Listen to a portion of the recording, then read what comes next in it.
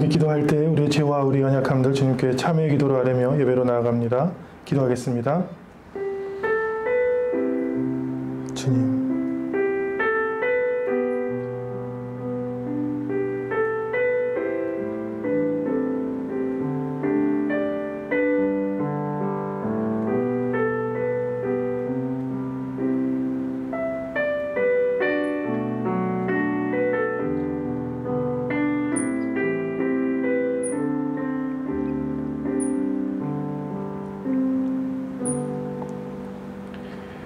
그리스도 예수 안에 있는 자에게는 결코 정죄함이 없나니 이는 그리스도 예수 안에 있는 생명의 성령의 법이 죄와 사망의 법에서 너를 해방하였음이라. 아멘. 사도신경으로 우리의 신앙을 함께 고백합니다. 나는 전능하신 아버지 하나님 천지의 창조주를 믿습니다.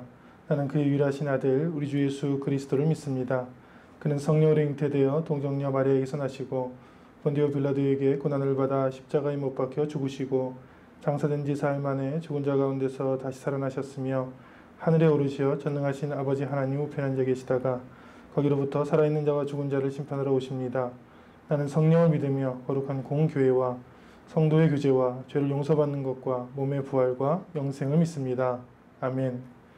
오늘 우리에게 주신 말씀은 신약성경 마가복음 14장 1절로 42절 말씀입니다.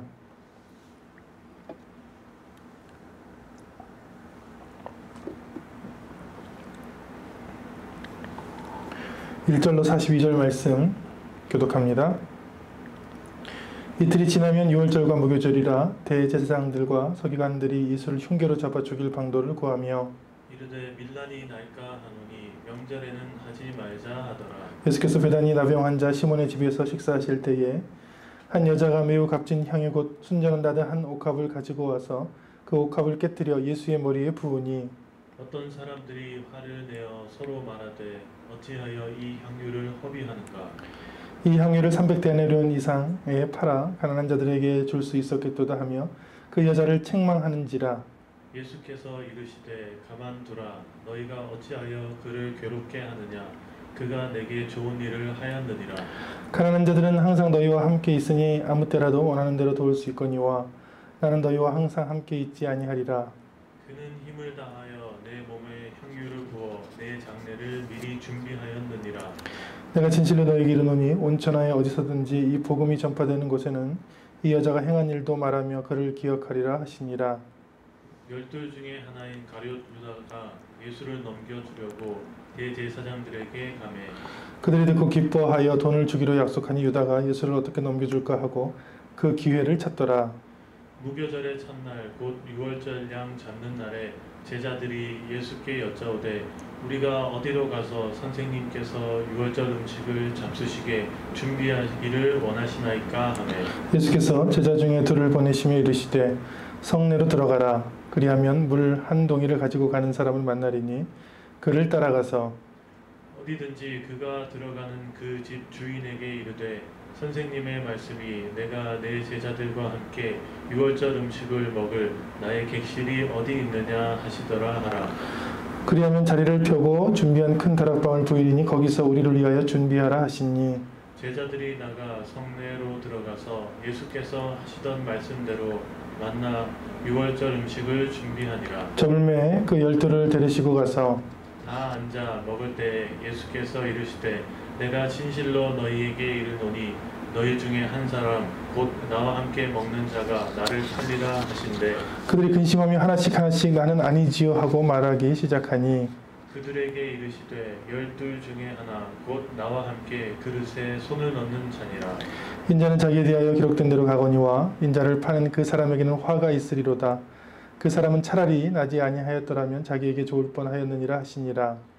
그들이 먹을 때 예수께서 떡을 가지사 축복하시고 떼어 제자들에게 주시며 이르시되 받으라 이것은 내 몸이니라 하시고 또 잔을 가지사 감사하기도 하시고 그들에게 주시니 다 이를 마시매 이르시되 이것은 많은 사람을 위하여 흘리는 나의 피 곧 언약의 피니라. 진실로 너에게 이르노니 내가 포도나무에서 난 것을 하나님 나라에서 새 것으로 마시는 날까지 다시 마시지 아니하리라 하시니라. 이에 그들이 찬미하고 감람산으로 가니라. 예수께서 제자들에게 이르시되 너희가 다 나를 버리리라. 이는 기록된 바 내가 목자를 치리니 양들이 흩어지리라 하였음이니라. 그러나 내가 살아난 후에 너희보다 먼저 갈릴리로 가리라. 베드로가 여짜오되 다 버릴지라도 나는 그리하지 않겠나이다. 예수께서 이르시되 내가 진실로 네게 이르노니 오늘 이 밤 닭이 2번 울기 전에 네가 3번 나를 부인하리라. 베드로가 힘있게 말하되 내가 주와 함께 죽을지언정 주를 부인하지 않겠나이다 하고 모든 제자도 이와 같이 말하니라. 그들이 겟세마나라 하는 곳에 이름에 예수께서 제자들에게 이르시되 내가 기도할 동안에 너희는 여기 앉아 있으라 하시고 베드로와 야고보와 요한을 데리고 가실새 심히 놀라시며 슬퍼하사 말씀하시되 내 마음이 심히 고민하여 죽게 되었으니 너희는 여기 머물러 깨어 있으라 하시고 조금 나아가서 땅을 엎드려 들 수 있는 대로 이때가 자기에게서 지나가기를 구하며 이르시되 아빠 아버지여 아버지께는 모든 것이 가능하오니 이 잔을 내게서 옮기시옵소서. 그러나 나의 원대로 마옵시고 아버지의 원대로 하옵소서 하시고 돌아오사 제자들이 자는 것을 보시고 베드로에게 말씀하시되 시몬아 자느냐 내가 한 시간도 깨어 있을 수 없더냐. 시험에 들지 않게 깨어 있어 기도하라. 마음에는 원이로되 육신이 약하도다 하시고 다시 나아가 동일한 말씀으로 기도하시고 다시 오사 보신즉 그들이 자니 이는 그들의 눈이 심히 피곤함이라. 그들이 예수께 무엇으로 대답할 줄을 알지 못하더라. 세 번째 오사 그들에게 이르시되 이제는 자고 쉬라. 그만 되었다. 때가 왔도다. 보라 인자가 죄인의 손에 팔리느니라. 일어나라 함께 가자. 보라 나를 파는 자가 가까이 왔느니라. 아멘. hon독한 말씀과 드려진 봉헌을 위해서 기도합니다. 살아계시고 우리 삶 가운데 역사하시는 하나님 참으로 감사합니다. 죽을 수밖에 없는 죄인들 주님께서 특정하시고 부르시고 또 예수님의 십자가 피를 통해 우리를 구원하시고 우리를 하나님의 자녀로 삼아 주셨습니다. 그 은혜를 생각할 때마다 감사와 찬양과 영광을 올립니다. 오늘 우리에게 말씀을 주셨사오니 이 봉독한 말씀, 이 말씀에 기록된 그리고 준비된 은혜를 우리에게 부어주시고 말씀 붙잡고 삶에 늘 말씀으로 승리하는 일들 일어나게 하여 주옵소서. 코로나19 때에 답답하고 힘들고 복잡한 생각들을 잠시 내려놓고 주님이 주시는 은혜의 시간으로 은혜의 말씀으로 들어갈 수 있도록 주여 우리를 친히 인도하여 주옵소서. 물질을 주님께 성별하여 올려드립니다. 우리에게 주신 물질, 또 생명, 삶, 비전들 우리의 것이 아니고 하나님께서 우리에게 달란트로 삶으로 맡겨주신 것이오니 청지기의 사명을 잘 감당하여 하나님께 영광을 돌리는 삶을 살게 하여 주옵소서. 기도의 제목을 들고 주님께 나온 주의 자녀들이 있습니다. 그 가정의 그 삶의 그 비전의 기도의 제목들 주님을 아시오니 들으시고 주님 뜻대로 주님의 시간에 응답하여 주옵소서. 오늘 말씀을 주님께 의지하오며 예수님 이름으로 기도합니다. 아멘. 할렐루야. 아멘. 말씀을 통해 하나님이 주시는 은혜를 경험하시기를 축원합니다. 아멘. 오늘은 사기 이야기를 좀 하려고 그래요. 사기꾼의 조상님이시라 불리는 찰스 폰지라는 사람이 있습니다. 약 100년 전에 아주 창의적인 이제 사기 방법을 생각하는데 이런 사기들을 전부 폰지 사기라 하고 여러분 현재도 하고 있고 여러분도 당했을 수도 있고 앞으로 이걸 잘 듣지 않으면 당하실 수도 있습니다. 또 이 폰지라는 사람이 뭘 했냐? 돈이 없는데 이제 돈을 벌고 싶은 거예요. 그래서 자기에게 투자를 하면 이 우편환이 있는데 투자를 하면 100만 원을 투자하면 3개월 후에 150만 원을 주고 또 100만 원을 투자하면 6개월을 기다려주면 200만 원을 주겠다. 이렇게 투자자를 모았어요. 투자자들이 반신반의하면서 투자를 했더니 진짜 3개월 후에 150만 원을 주는 거예요. 그래서 이 사람들이 너무 놀라서 집을 팔고 돈을 빌려서 1억, 2억씩을 맡기기 시작했어요. 근데 이 폰지는 어떻게 줄 수 있었느냐? 자기는 돈이 하나도 없는데 이게 폰지 사기죠. 다른 사람한테 돈을 받아 이 사람은 주는 거예요. 그리고 더 큰 사기를 쳐서 다른 사람한테 돈 받아서 이 사람 주고 그 어느 순간에 이제 감당 못하면 나머지는 돈을 가지고 도망가 버리죠. 그런 사기들이 지금도 다단계 이름으로 많이 있습니다. 현재도. 지금도 행해지고 있죠. 이 사람이 이제 찰스 폰지가 만든 100년 전에 했던 사기인데 이제 정리해보면 아무런 사업도 벌이지 않으면서 투자자들을 끌어모은 다음에 다음 투자자의 돈으로 기존 투자자의 수익금을 내주는 다단계 혹은 금융 사기. 지금 뭐 우리나라에서 지금 성행하고 있잖아요. 그리고 비슷한 구조로 요 피라미드, 이것도 폰지가 만들었습니다.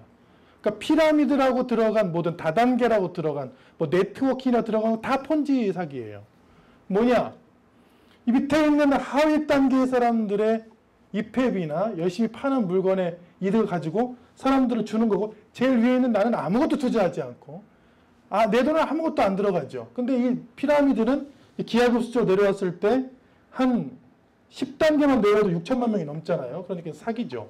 우리나라 인구는 5천만 명인데 피라미드를 해가지고 돈을 벌자 하면 이 사이에 들어갔다는 것은 다 찰스 폰지를 만나게 될 것입니다. 다 사기죠.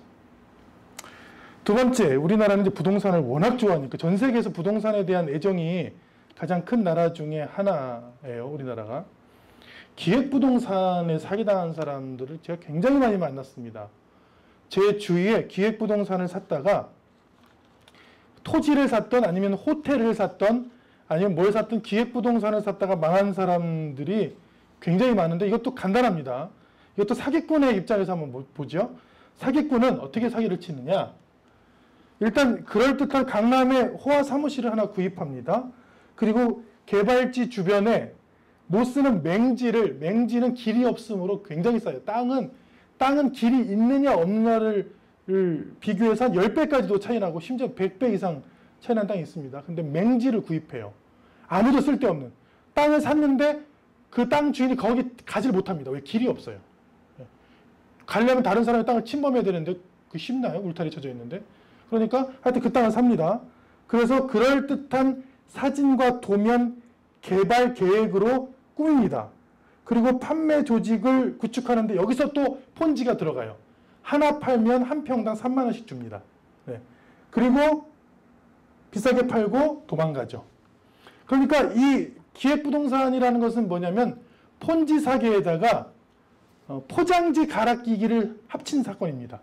포장지를 예쁘게 만드는, 사무실과 포장지를 예쁘게 만드는 것만 추가했을 뿐 찰스 폰지의 나쁜 그 영감은 그대로 갖고 가는 건데, 저한테 온 이메일을 한번 보겠습니다. 네, 이메일을 하나 받았는데, 여기 14,000평, 저기 분양 중인데 구도심 500만 원, 여기는 150만 원에 팔 수 있대요. 저한테. 그러면서 이거 아는 사람들한테 또 이렇게 지인 소개해주면 평당 3만 원의 수수료를 주겠다. 이렇게. 이런 거 여러분 인터넷으로 오든 전화로 오든 지인으로 오든 어떤 큰 땅을 쪼개 파는 모든 행위, 아니면 건물을 쪼개 파는 모든 행위는 폰지 사기와 기획부동산 사기라고 보면 됩니다. 이거 모르는 사람들은 많이 당하시더라고요. 진짜 저분은 안 당하시겠지 제가 했는데 굉장히 헛똑똑이었어요. 당했고. 그 다음에 이제 주부들이 좀 많이 당하는 게 중고나라라든지 이 사이트에서 이 사기를 당하는 건데, 이건 또 뭐냐. 이 부부가 중고나라에서 28억 원어치 사기를 치고 28억 원 사기를 치고 지금 도망가가지고 피의자 수배가 일어났습니다. 근데 이 중고나라 사기는 아주 간단해요. 중고나라 사기를 당했던 사람이 쓴 글을 읽어보면 돼요. 네, 이렇게 썼어요. 너무 싼 가격에 정신 못 차리고 의심 못 하시고 이상하다 생각되지만 아니겠지 생각하지 마세요. 그러니까 이 중고 사기에 당한 사람은 전부 다 싸게 사고 싶은 욕망에 오빠 내 10만 원짜리 가방이 중고로 아주 싼 건데 만 원에 나왔대. 뭐 아이패드가 100만 원인데 20만 원에 나왔대. 그래서 얼른 사야 돼. 이렇게 너무 싼 것을 사고자 하는 그 쓸데없는 욕망. 거기에 이 사람들이 이제 보여드릴게요. 이 부부가 와가지고 여러분들 집에 오면 아이패드가 아니고 벽돌 한 장이 들어있고 막 그래요. 네. 그러니까 이 현실을 잘 모르는 사람들이 당하는 게 사기고, 너무 일확천금이나 싸게 사고 싶은 욕망에 사로잡힌 사람들은 사기를 당하고, 저는 어떠냐? 안 당합니다. 저한테 지인들이 수많은 사람들이 와서 저를 꼬셨어요. 목사님 호텔 방 하나만 사세요. 그러면 한 달에 300만 원씩 넣어줄게요. 그래서 그랬어요. 그분한테. 그렇게 좋은 거면 당신이 10개 사세요. 한 달에 3천만 원 쓰면 얼마나 좋겠습니까? 무한한 거야. 그렇게 할까? 근데 그 사람 안 사. 자기가 사귄 걸 아니까. 그렇게 좋은 거면 저한테 얘기했겠습니까? 나한테 사기치려고 얘기한 거죠. 뭐 땅이 좋은 게 있대요. 근데 그 필지를 100개를 하는데 한 개 사라 해서. 아니 그러면 내가 한 필지짜리 정상적으로 나온 거 길에 붙어있는 거 사지 내가 그걸 왜 사냐 물어봤어요. 내 필지가 가운데 있는데 왜 사냐. 그럼 나중에 팔 때 어떻게 파냐 그거 맹지인데 할 말이 없어. 싼 물건이란데 사세요. 그래서 나는 싼 물건 사고 싶지 않다. 나는 백화점 가서 비싼 물건 좋은 거 사고 싶다. 그러니까 사기꾼들한테 나는 아주 나쁜 사람이에요. 안 당해 사기를. 왜? 현실을 아니까. 현실 세계에서 그렇게 좋은 거를 인터넷이나 이메일로 가르쳐 줄 리가 없고 굉장히 좋은 아이폰과 아이패드, 맥북을 그렇게 싸게 줄 리는 없습니다. 좋은 것은 다 제값을 주고 현실 세계에서 주는 것이죠. 우리가 알고 있는 다윗 왕도 사기를 당하는 장면이 성경에 나옵니다. 사무엘하 16장에 보면 시바라는, 발음도 잘하겠네요. 시바라는 종이 다윗 왕에게 사기를 쳐서 무비보셋에게 다윗이 줬던 재산을 갈취하는 사기를 당하는데 이 사기를 당할 당시 다윗 왕이 굉장히 힘든 지경이었어요. 셋째 아들 압살롬이 반역해서 이렇게 떠나고 있는데 사람을 데리고 도망가고 있는데 이 시바라는 사람이 나타나서 포도주와 떡과 음식으로 이 사람의 마음을 사요. 그리고 환심을 산 다음에 이야기를 하는 거예요. 저번에 주셨던 그 땅 있잖아요. 그 주인님한테 줬던 그 주인님이 저한테 준대요. 준다고 했는데 제가 왕께 좀 확인하러 온 거예요. 근데 이 떡을 배불리 먹어서 이 현실감이 없어졌어요. 지금. 그래서 그래? 그럼 너 가져. 16장 4절에 나와요. 사무엘하 16장 4절. 네. 그래 갔더니 나중에 후회하는 장면이 뒤에 3장 후에 나옵니다. 이 다윗 왕이 사기당했던 장면인데 제가 곰곰이 생각해 봤어요. 다윗 왕이 왜 사기를 당했을까? 다윗 왕이 왕궁에 들어가기 전에는 굉장히 현실 감각이 좋았던 사람입니다. 신앙도 좋았지만 현실 감각도 좋았던 사람이에요. 근데 이 다윗 왕이 사기당하고 죄짓고 하는 것들은 다 어디서 있었냐면 오랫동안 왕궁에 살았을 때 이런 실수들을 저질러요. 그러니까 현실 세계에 살지 않고 완전히 동떨어지고 왕으로서 살았을 때 신앙도 떨어지고 현실 감각도 떨어지고 사기도 잘 당하고 죄도 많이 짓. 그러니까 신앙인으로 얘기하면 신앙인들이 현실과 교회 혹은 현실과 신앙을 구분하지 못하고 어떤 이제 지금까지의 교조였죠. 교회 분위기가 뭐냐면 현실은 악한 거니까 그건 다 버리고 언제든지 새벽이든 낮이든 점심이든 수요일이든 금요일이든 토요일이든 주일이든 늘 교회 나와라.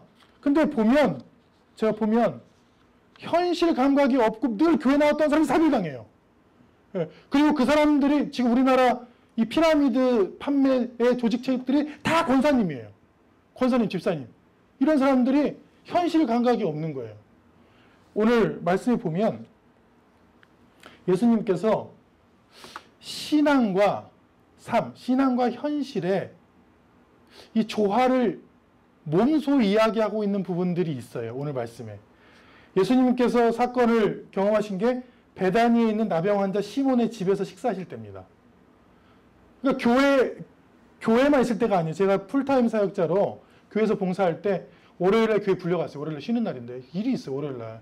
월요일에 교회가 행사가 있는데 부목사가 나 월요일에 쉬는 날이요 하고 안 갈 수는 없잖아요. 월요일날 교회가 행사가 자주 많습니다. 갔어요. 화요일에 교구장 야유회, 교구장 성경 공부 모임 있어요. 수요일에 수요 전도대 모임, 수요 예배 준비, 수요 예배, 목요일 구역 예배, 또 목요 행사들이 굉장히 많아요. 목요 기도회, 금요일 금요 기도회, 교회에서 하는 모임들, 토요일 주일 준비 청소, 또 모임들, 주일 예배 1부, 2부, 3부, 4부, 5부, 또 월요일. 그러니까 거의 풀타임 사역자로 할 때는 그냥 교회에서만 살았어요. 새벽 4시부터 밤 10시까지. 전혀 세상이 어떻게 돌아가는지, 세상이 어떻게 되는지 감각이 전혀 없어요. 근데 예수님의 말씀을 보면 예수님이 교회 갔다는 소리가 하나도 없어요. 회당은 일주일에 한 번 가시는 거고 거의 대부분 어디서 사역을 했느냐? 베다니에 가서 아픈 사람의 집에서 같이 식사하면서 그들과 함께 이야기하면서 어떨 때는 레위인들과 어떨 때는 세리들과 어떨 때는 어부들과 이야기를 하셨어요. 이게 맞지? 어찌 월요일부터 주일까지 늘 교회에서만 살면서 교회적인 이야기만 하고 교회 부흥과 성장, 교회 발전 세미나만 하면서 살면 그 사람이 온전한 사람이 되겠는가 생각하는 거예요. 그리고 오늘 말씀의 마지막 부분 십자가를 예언하시고 주님께서 하신 그 유명한 말씀, 내가 살아난 후에는 너희보다 먼저 어디로 가겠다고요? 갈릴리로 갈 것이다. 제가 설교한 부분이 있습니다. 영상에 보면 너희보다 먼저 갈릴리로 가리라. 아니 예루살렘에서 어떤 왕관을 쓰고 동편에서 메시아가 예루살렘 동편문으로 온다는 그 예언을 충족시키면서 왕으로 금 면류관을 쓰고 있는 게 아닙니다. 부활하셔서 부활의 영광의 모습을 입었는데도 이 제자들이 살던 그 동네 갈릴리에 먼저 가 있겠다고 하셨던 그 주님. 갈릴리는 뭐냐? 이렇게 생겼어요. 삶의 터전이에요. 그래서 어부를 하면서 혹은 도시에서 예수님은 목수로서 살았던 삶의 터전이고, 예루살렘은 뭐냐? 예배를 드리는 곳이에요. 근데 오늘 말씀에는 이 두 개가 다 나와요. 절기가 돼서 예배를 드리는 모습과 그리고 갈릴리의 모습이 다 나와요. 예수님의 기도와 예수님의 사역에는 이 갈릴리와 삶의 현장과 예배 드리는 모습이 조화가 돼 있어요. 그런데 현실을 몰라서 사기당하는 사람들은 너무 교회만 왔거나 아니면 아예 신앙이 없고 그냥 세상 중심적인 사람도 많이 만났죠. 어떤 사람 저한테 얘기하대요. 저는 짧고 굵게 살래요. 그게 무슨 얘기인 거죠? 짧고 굵게 살래는 뭐예요? 그냥 하고 싶은 거 그냥 하고 살겠다. 짧게. 그래서 내 집 마련할 꿈도 없대. 그냥 돈 모으면 외제차 사겠대. 페라리 거지라고 있습니다. 실제 이 용어 있습니다. 페라리 거지. 페라리가 싼 거는 한 2억대 중반 해요. 페라리라는 아주 유명한 슈퍼카죠. 이탈리아에. 페라리 거지가 뭐냐면 직장에 이제 취직을 해요. 그래서 한 달에 250만 원을 받아요. 그럼 페라리를 사요. 100개월 할부로. 그러면 한 달에 250만 원 내면 돼요. 월급이 250만 원인데 할부가 250만 원. 한 그 정도 사요. 그리고 페라리 거지들이 어디서 자냐면 페라리에서 자요. 자기 페라리에서. 씻는 거는 공원에서 씻어요. 공원 옆에다 주차해요. 실제 있는 얘기입니다. 여러분 페라리 거지라고 치면 컴퓨터 치면 나와요. 그러니까 그냥 아무런 삶의 계획이나 가치가 없어요. 그냥 짧고 굵게 내가 하고 싶은 거 하면 살겠다. 그거는 신앙과 소망이 없는 거죠. 미래도 없는 거고. 네. 오늘 14장의 전반부를 보면 아주 정교하게 신앙과 삶의 조화에 대해서 나와요. 신앙과 삶이 어떻게 조화를 이루는 것인가. 그러면 현실주의자들 한번 얘기해 볼게요. 현실주의자들. 교회도 있어요. 예수님께서 베다니에 있을 때, 시몬의 집에 있을 때, 한 여자가 비싼 향유, 그 나라는 향유가 비싸요. 나드라든지 향유가. 그거를 요만한 옥합, 조그만 항아리에 갖고 와서 깨트려서 예수님 머리에 부었어요. 그랬더니 어떤 사람들이 화를 내. 서로 말하면서 화를 내고 또 이 여자한테도 막 화를 내. 어떻게 화를 내냐면 현실주의자야. 교회에서. 아니 300데나리온이 팔아가지고 답답하네 진짜. 300데나리온 팔아가지고 가난한 사람들을 도와줄 수 있으면 얼마나 이게 합리적이었겠는가. 틀린 얘기는 아닌 것 같아요. 그랬더니 예수님께서 가만둬라. 어찌하여 그 여자를 괴롭게 하느냐. 나한테 좋은 일을 하였다 하고 이렇게 말씀하세요. 가난한 자들은 항상 있으니까 너희들 도와라. 근데 나는 너희와 항상 함께 있지 않고 그 여자는 힘을 다하여 내 몸에 향유를 부어 내 십자가, 내 죽음, 내 장례를 준비하였다. 교회에서도 회의를 하다 보면 이런 경우들이 있어요. 어떤 경우들이 있냐면 목사님 돈을 왜 씁니까? 그래서 교회가 돈을 지출하는 것은 당연하죠. 예를 들면 구제라든지 예배라든지 교육이라든지 모아요. 그래요. 돈을 모아요. 그래서 왜요? 그랬더니 건축하든지 이사 가든지 해야죠. 그게 틀린 얘기는 아니에요. 그게 틀린 얘기는 아니고 합리적인 얘기인데 그러면 돈을 지출하고 아니면 하나도 안 지출하고 모으고 하는 그 중심은 뭐예요? 신앙의 중심. 우리가 모여서 돈 많이 모으려고 교회한 거예요? 아니면 구제만 하려고 구제소를 차린 거예요? 우리의 신앙의 중심은 뭘까? 여기에 오늘 말씀에 드러나죠. 신앙의 중심은 뭐냐면 십자가라는 거예요. 주님. 물론 그 말이 틀린 건 아니지만 이 예수님의 십자가를 준비하는 이 여인의 그 향유 나드는 돈으로 환산할 수 없다. 예수님께서 그냥 둬라. 니네 말이 맞는데 그 말도 맞는데 이게 내 십자가를 준비하는 하나님의 뜻이었다 한 거예요. 그래서 교회에서 회의하는 모든 정책회의나 모든 회의에서 무조건 민주주의, 뭐 자본주의라든지 돈으로만 해결할 수 없는 부분들이 있습니다. 예를 들면 선교나 구제를 돈으로 값을 따질 수도 없어요. 그냥 와서 무조건 뭐 10%, 내년에 무조건 10% 아껴서 돈을 모읍시다. 이런 게 교회 중심은 아니에요. 교회 중심이 뭐냐면 주님을 어떻게 하면 더 전할 수 있을까? 주님의 십자가를 두고 사람들이 어떻게 모여서 더 같이 진실한 예배를 드릴 수 있을까에 같이 신앙의 중심이 예수님이라는 것을 이번 사건을 통해 보여준 거예요. 성경도 보면 마태, 마가, 누가, 요한복음 다 공의. 마태복음, 마가복음, 누가복음, 요한복음 전체 다, 4개 다. 마태복음 아브라함과 다윗에서 예수 그리스도의 세계가 시작된다. 이렇게 시작됩니다. 마가복음, 우리가 읽는 마가복음은 하나님의 아들 예수 그리스도 복음이 시작된다. 누가복음 우리 중에 이루어진 사실에 대하여 사실은 예수 사실입니다. 처음부터 예수님의 처음부터 말씀의 목격자가 되고 증인 있는 자들이 써준 그대로, 그러니까 예수님의 사건을 복음들을 처음부터 기록된 것이 신앙의 시작이다. 요한복음은 태초에 말씀은 예수님입니다. 태초에 예수님이 계시니라. 이 예수님이 하나님과 함께 계셨고 이 예수님은 곧 하나님이시라. 그러니까 신앙의 중심이 예수님이고, 그리고 그것을 통해서 금전을 지출하든 삶을 살든 뭐든지 신앙의 조화가 이루어져야 되는데 반대급부도 있다는 것이죠. 반대급부. 그냥 돈, 합리성, 그리고 절약. 그게 또 교회를 지배해서는 안 되죠. 그래서 이 향유 사건이 있었던 거고. 그럼 신앙의 목적은 뭐냐? 목적. 아주 간단합니다. 예수님을 통한 구원이 신앙의 목적이에요. 신앙의 중심은 십자가고요. 신앙의 시작은 예수님입니다. 끝은 예수님을 통한 목적. 근데 중심이 부족하면 어떻게 되느냐? 중심. 아프죠? 우리 몸에 코어 근육이라고 불리는 근육들이 있어요. 안 보여요, 잘. 이렇게 예를 들면 이두 근육이나 뭐 광배근이나 아니면 뭐 대흉근이나 이런 근육도 잘 보이잖아요. 밖에서도 보여요. 그런 근육들은. 근데 코어 근육들은 횡격막, 복횡근, 골반 기저근, 다혈근 이런 게 몸속의 가운데 쪽에 있어요. 그래서 우리는 코어, 중심 근육이라고 그래요. 이 근육이 약해지면 어떻게 되느냐? 이렇게 돼요. 사람의 자세가.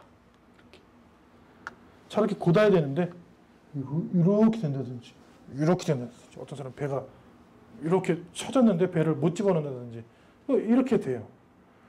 신앙도 마찬가지예요. 신앙의 중심이 없으면 너무 세상적이 되거나 아니면 너무 교회적이 돼요. 교회적이라는 거는 예수님은 없는데 맨날 교회만 나와. 교회만 나오면 만사 해결될 거라고 생각해요. 저도 그런 적도 있었어요. 중학교에서 고등학교 올라갈 때 교회를 열심히 다니고 교회에서 기도 많이 하면 공부를 잘한다고 들었어요. 아니에요. 그건 아니에요. 그래서 어떤 또 피아노 전공하는 사람은 교회 봉사 열심히 하면 손가락 잘 돌아간다고. 아닙니다. 월요일날 선생님한테 혼나요. 레슨 선생님한테. 그건 아니에요. 그 교회 생활을 다 일주일 내내 한다고 해서 현실 세계 해결한다는 건 말이 안 됩니다. 왜냐하면 성경에는 반대로 써 있어요. 열심히 일을 하고 안식일에 하루 쉬고 주일에 예배를 드릴 반대의 개념이에요.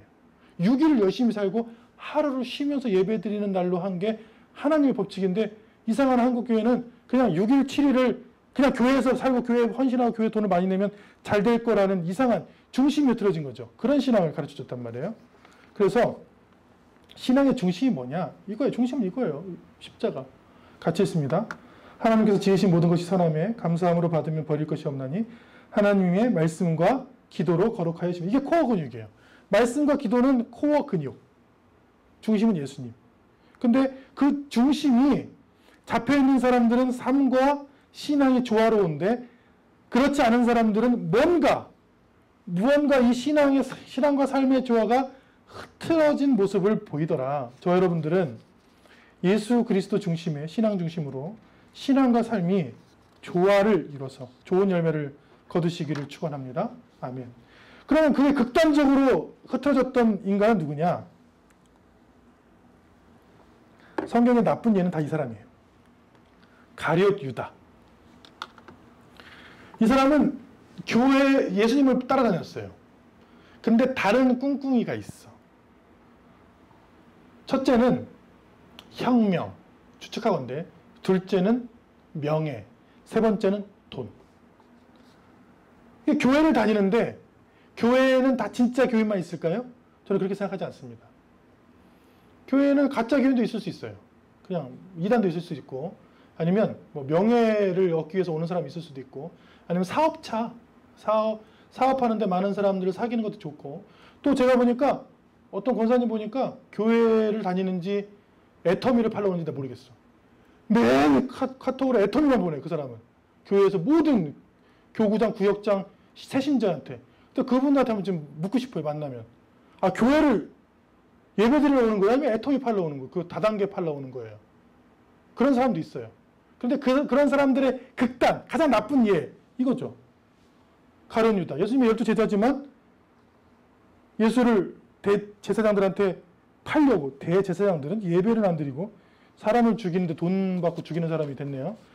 하니까 그들이 기뻐하고 돈을 주기로 약속한 유다가 예수를 어떻게 넘겨줄까? 은 30개를 받으려고 생각하니까. 이런 사람들.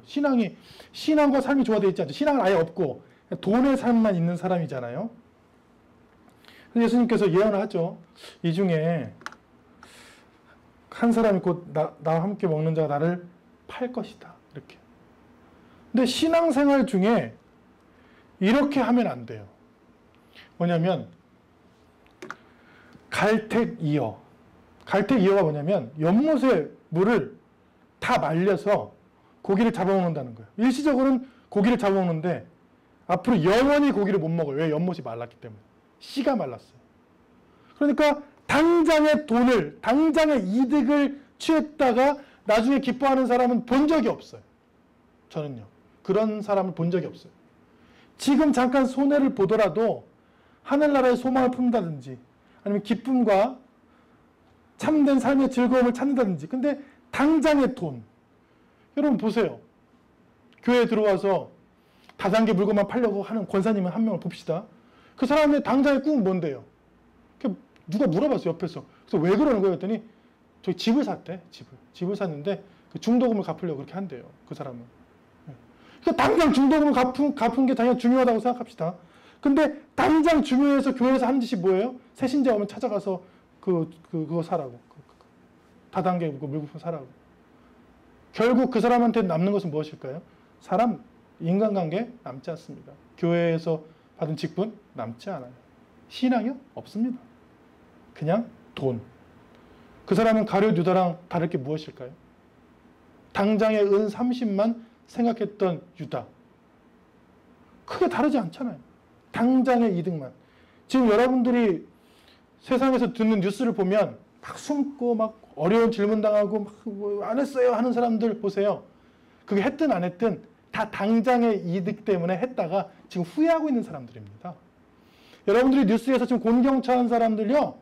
전부 다 사람들 뒤에서 모르겠지, 아무도 이렇게 하면 모르겠지 하고 당장의 이득을 위해서 불의한 일을 하다 걸린 사람들이에요. 다 그 사람들. 코로나가 비춰진 교회 모습은 두 가지라고 저는 생각합니다. 불 꺼진 교회, 몰래 불 킨 교회. 어떤 교회는 이렇게 한대요. 지금 4단계 중에서도 99명까지 모일 수 있거든요. 그러면 큰 교회들은 1000명 이상의 자리를 갖고 있는 교회들은 99명, 그렇지 않은 교회들은 10%. 저희 같은 교회들은 한 10명 정도 모일 수 있는데 방 쪼개기를 한대요. 방 쪼개기. 방 하나당 99명이다. 그래서 이 방 저 방 교육관. 여기 해가지고 99명씩 쪼개서 앉아서 몰래 불 끄는 거죠. 저희는 아예 한 2달 정도 불 껐어요. 네. 이 코로나 때는 불 꺼진 교회가 아름답다. 당장 갈택이여, 당장 연못에 물을 말려 이득을 취하는 게 좋은 것 같으나 그것은 영원히 망하는 길입니다. 지금은 당장 참고 씨를 뿌린다는 생각으로, 기도에 씨를 뿌린다는 생각으로 참는 것이 훗날에 기쁨의 단을 가지고 돌아올 수도 있는 것이죠.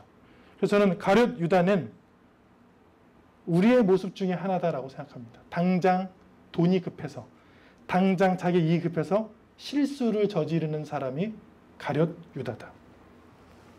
지금의 교회들은 불을 끄는 것이 더 아름답다.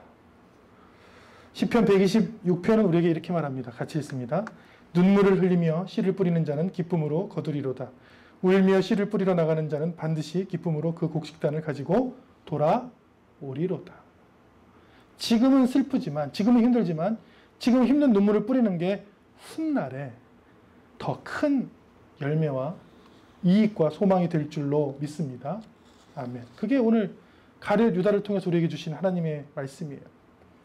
신앙과 삶이 완전히 흐트러졌던 가룟 유다를 봤는데, 지금은 뭐냐면 성찬식 주의 만찬을 좀 볼게요. 일단 질문을 던집니다. 여러분, 성찬식이라고 생각하십니까? 주의 만찬, 즉 전병과 포도주를 마시는 교회 행위를 여러분은 그 이름을 성찬식이라고 생각하세요? 아니면 주의 만찬이라고 생각하세요? 저는 더 주님의 교회는 주의 만찬이라고 합니다. 그걸 주의 만찬. 그리고 그 용어는 성경에서 갖고 온 거예요. 성찬식은 아예 그런 용어조차 없습니다. 성경에. 그러나 모든 교회는 성찬식이라고 하죠. 무교절, 이게 참 중요해요, 여러분. 무교절 혹은 첫날 유월절. 한마디로 예배 드릴 때예요. 예수님의 위대함은 예배 드릴 때 예배 드리시고, 기도의 시간에 기도하시고, 사람들을 만나서 축제를 하실 때 축제하셨으며, 배를 타고 여행하실 때 여행하셨던 모습을 저는 위대하다고 생각해요. 어떤 분은 나는 하루 12시간씩 기도한다 하고 난 교회만 있다 하는데 그건 거짓말일 뿐더러 그게 멋진 삶이라고 생각한 적이 단 한 번도 없습니다. 왜? 예수님의 모습이 아니에요. 예수님의 모습은 신앙과 삶이 조화된 모습이에요. 예배를 드릴 때는 예배를 드리시고, 기도할 때는 기도의 시간이 있으셨으며, 사람을 만날 때는 철저하게 사람을 만나서 함께 즐기고 식사하시고 함께 여행하셨던 모습을 보여주셨거든요. 그래서 6월절을 준비를 해요. 이건 당연한 것입니다. 이스라엘 사람들에게 이거는. 그래서 6월절 음식을 준비하는데 여차여차해서 준비해서 이제 그 6월절 음식을 먹어요. 6월절 음식이라는 것은 mat자라고 불리는 무교병. 무교병은 뭐냐면 이스트와 누룩을 넣지 않아서 거의 과자에 바사삭, 에이스 크래카에 준하는 바사삭거리는 그런 거를 밀전병이라고 하는데, 그러면 그 무교병이라 하는데 그걸 왜 먹느냐? 그 기리는 거예요. 출애굽 당시에 너무 시간이 없어서 이렇게 1차 발효, 2차 발효해서 구울 시간이 없고 그냥 생 밀가루를 막 그냥 불에다가 구워서 먹었던 그 모습을 그리는 거예요. 그거를 먹을 때, 포도주를 마실 때, 이게 흔히 말하는 성찬식, 주의 만찬의 기원이 됩니다. 떡을 먹을 때 그냥 먹으면 되는데 축사하시고 제자들에게 자기 걸 떼어주시면서 이거 어떻게 한 거예요? 받으라! 이건 내 몸이다. 과학을 배운 사람들은 그건 몸이 아니라 그냥 무교병인데요? 마찬데요? 이러면 되잖아요. 그리고 잔을 가지고, 포도주 잔을 가지고 감사기도 하시고 그들에게 주시면서 뭐라고 말씀하셨냐면, 이것은 많은 사람을 위하여 흘리는 나의 피, 곧 약속의 피다. 언약의 피다. 그냥 포도주예요. 일반 포도주. 그러니까 또 물어봅니다. 여러분, 성찬식입니까? 주의 만찬입니까? 주의 만찬이라는 것은 주님의 저녁 식사라는 뜻이에요. 네. 여러분, 이게 성찬식입니까? 주의 만찬입니까? 다 가운들을 입고 스토를 한 다음에 목회자들이 서서 수많은 예쁜 그릇들을 가지고 하는 성찬식입니까? 아니면 주님이 드셨던 명절날의 식사였습니까? 저는 이렇게 생각하죠. 보통 의식, 보통 하던 일에 의미만 부여한 사건입니다.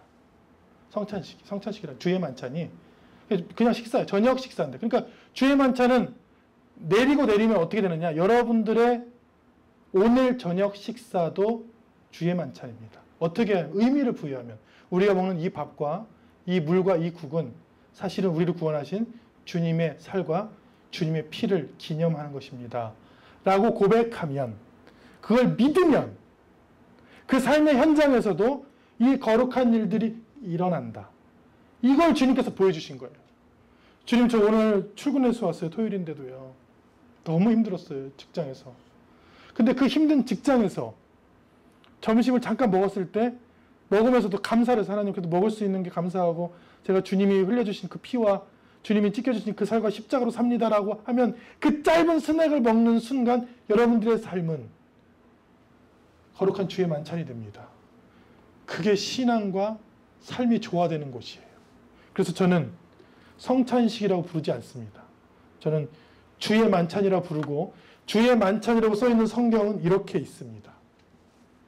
여러분, 성찬식이라고 써 있는 곳은 성경에 전혀 없습니다. 그러므로 앞으로 우리는 주님의 만찬, 주님의 저녁 식사라고 불러야 되고, 교회도 가운과 스톨과 집기에 신경 쓸 것이 아니라 의미에 신경을 써야죠. 우리가 먹고 마시는 것이 다 주님의 은혜입니다 라는 그것을 고백하는 저와 여러분 되시기를 축원합니다.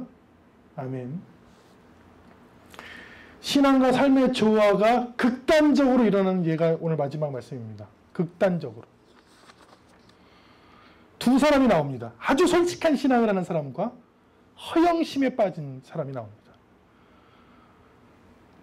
말씀에 보면 예수님께서 내가 죽을 텐데, 십자가를 질 텐데 3일 만에 부활해서 살아난 후에 너희보다 먼저 갈릴리로 갈 것이다. 이렇게. 내가 삶의 현장으로 너희를 더 먼저 가서 기다려 줄 것이다 라고 했는데, 베드로 나옵니다. 베드로. 주님, 다 버릴지어도 나는 그렇지 않겠나이다. 예수님께서 아유, 현실은 아니야. 현실은 네가 나를 3번 부인할 거야. 그랬더니 베드로가 31절에 힘있게 말하되 내가 주와 함께 죽을지언정.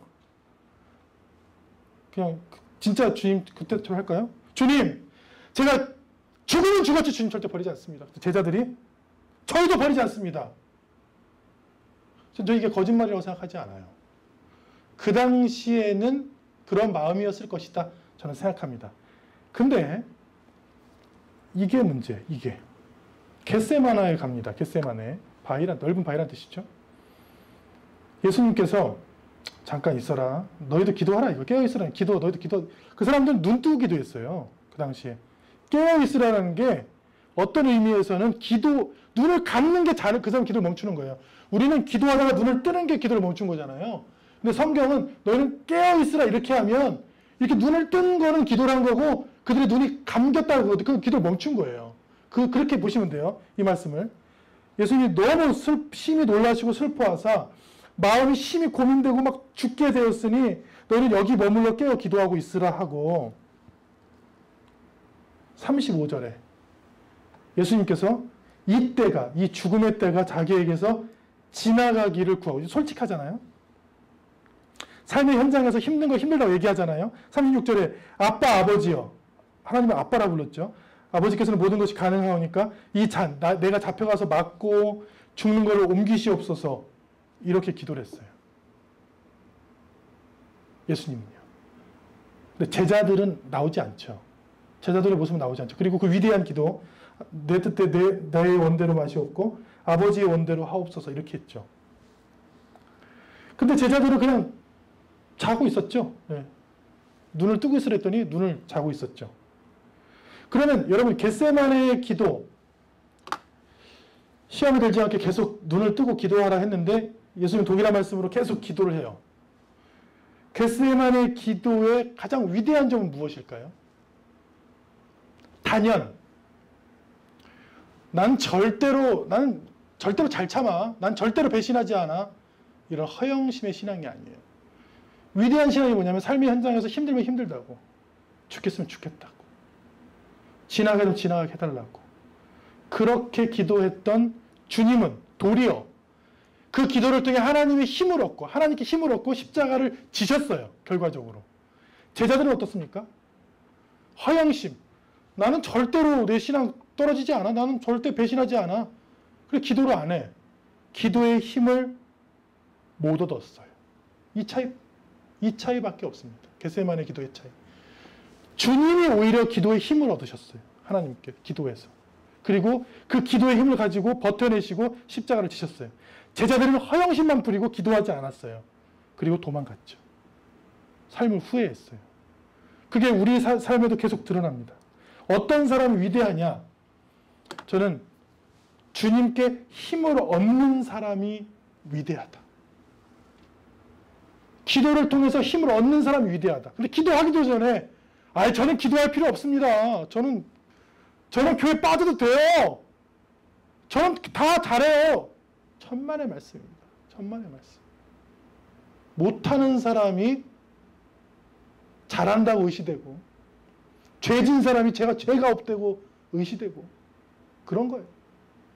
제자들은 이 당시에는, 나중에 성령을 받고는 많은 힘을 얻었지만 이 당시에는 힘을 받을 수가 없어요. 왜? 자신 스스로가 힘이 있다고 생각했어요.